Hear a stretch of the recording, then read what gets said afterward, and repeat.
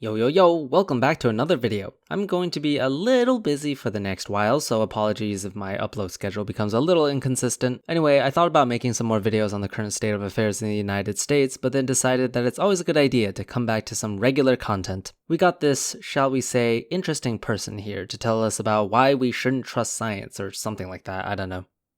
The apparent obligation to trust science has possibly never been more imposing than it has been recently.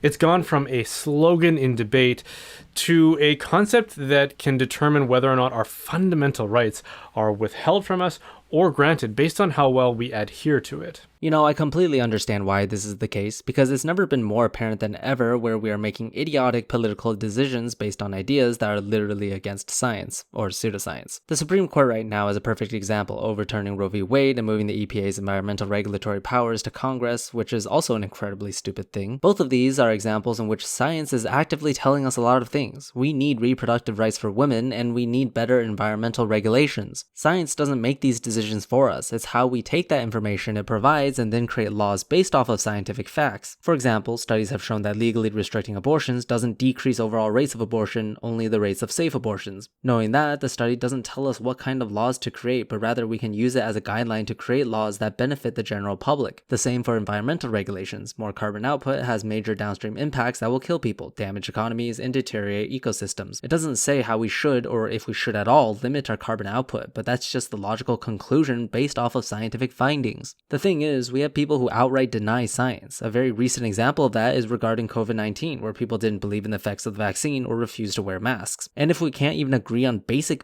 facts as a first and foremost, then there is simply no debate to be even held. If we want any meaningful direction into anything, whether that is your own moral decisions or laws of our country, we at the very least need to accept facts for what they are and then move from there. But the issue is that there are too many people in power right now that simply deny the most basic scientific findings, and it's now more than ever where this matters.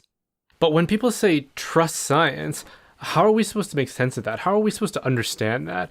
Because science means knowledge that we possess through our intellectual capacity, and because we possess it and because it is within the grasp of our intellectual capability, there should be few, if any, unknowns about it, as distinct from faith, which is laden with mystery, which is something that can make us uncomfortable a lot of the time. No, science is not knowledge we possess through our intellectual capacity, whatever in the world that means. Science is a method of discovering truth. It's the most objective method we have to obtaining knowledge about reality. When we say something like, oh, the mitochondria is the powerhouse of the cell, that fact right there is a fact. It is also a scientific fact, but it's not science itself. Science itself is the method we use to determine that the mitochondria produces energy, which involves studying, testing, experimenting, and very importantly, peer reviewing. Which means to challenge that fact would be to challenge the scientific method as a whole and everything else science has given us. Because every scientific finding we have is tethered together by the basis of the scientific method. Claiming a fact is wrong is essentially saying the method is wrong, and saying the method is wrong is essentially saying every scientifically produced fact is wrong. If you deny climate change, for example, you are also saying that computers don't exist, your phone doesn't work, and the medicine you take is ineffective. All of those at least went through some process of the scientific method. What we see a lot these days are people who are scientifically illiterate, picking and choosing, cherry picking whatever they like and throwing away whatever they don't like. Just like how certain Christians will happily march the streets to preach that evolution is false, while doing this using a megaphone that was given to them by the same scientific process. The irony is absolutely incredible. But in the modern age, or the age that we live in, science and technology have become so specialized and sophisticated that the average layperson like you and I have to admit that when we speak of scientific knowledge, we're not describing our own knowledge.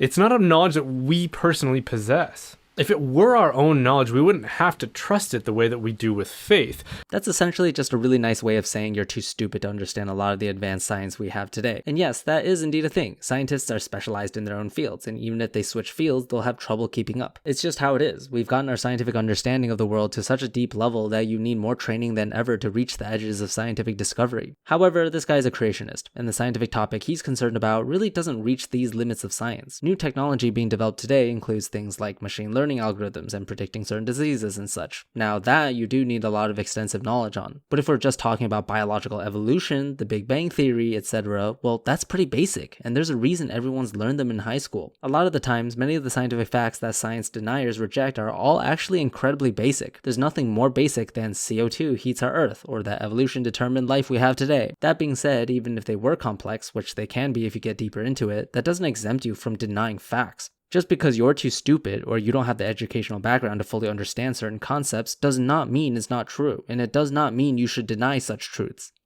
When someone says trust the science, what they really mean is trust my knowledge, which is superior to yours. Trust me because I'm an authority, and therefore your skepticism, your questions, your concerns, your criticisms are inappropriate and invalid. If you're actively denying scientific facts, then yes, your knowledge of that particular topic is indeed inferior. End of story. But like I said, again, facts are facts, and we simply cannot go anywhere unless we at the very least agree on some basic facts. If one person is denying that a house will be covered by dust over time, then we can't even begin to discuss how we clean the house.